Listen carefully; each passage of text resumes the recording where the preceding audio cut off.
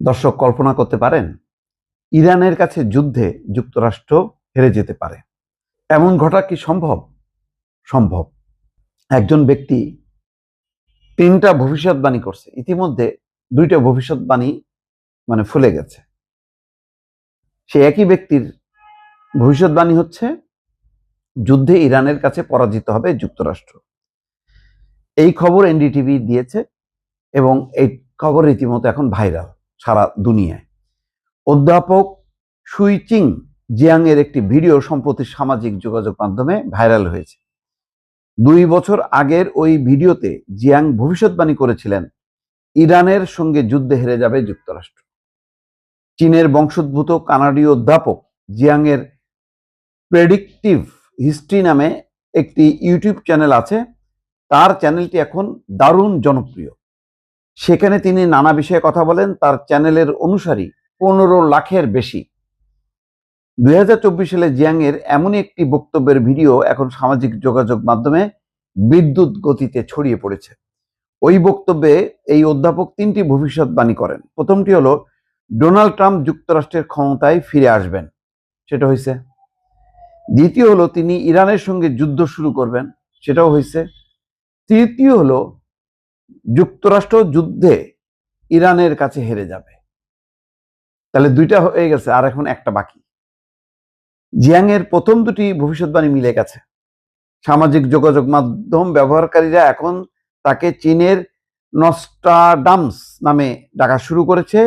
নস্ট্রাডামাস ছিলেন 1600 শতকের একজন ফরাসি জ্যোতিষী।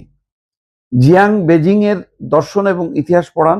ইয়েল কলেজ থেকে স্নাতক ডিগ্রি অর্জন করা এই অধ্যাপক পেশা জীবনে বড় অংশ জুড়ে চীনের শিক্ষা ব্যবস্থার সংস্কার এবং পাঠ্যক্রম নকশায় কাজ করেছেন।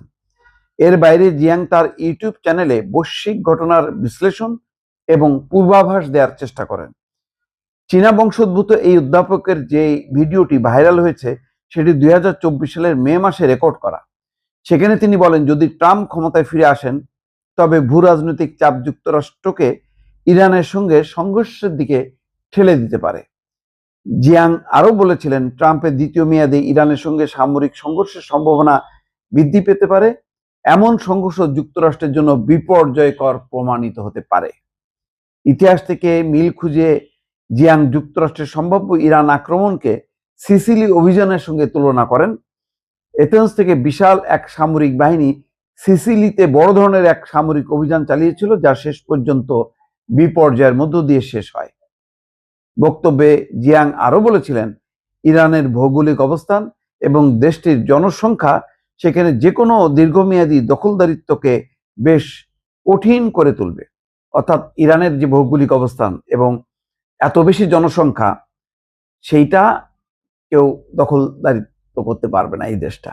কারণ ইরানের পাহাড়ি অঞ্চল এবং দীর্ঘ সরবরাহ পথ এবং শক্তিশালী অভ্যন্তরীণ প্রতিরোধ প্রাথমিকভাবে পাওয়া সামরিক সাফল্যকে দ্রুত কৌশলগত ব্যর্থতায় পরিণত করতে পারে। এই জন্য স্থল অভিযানের দিকে কিন্তু আগ্রহী না ট্রাম্প। আকাশপথে যতটা ঘায়েল করা যায়। তো এখন জিয়াং এর এই ভবিষ্যৎবাণী যদি ফলে যায় তাহলে দেখা যাবে যে ট্রাম্প এই যুদ্ধে হেরে গেছে ইরানের কাছে। তাহলে তার ভবিষ্যৎবাণী 3টির মধ্যে 2টা সফল হয়েছে, একটা বাকি। কি হতে যাচ্ছে সেই বিস্ময়কর ঘটনা, নিশ্চয়ই বিশ্বের কোটি কোটি মানুষ এখন সেটি দেখার অপেক্ষায়।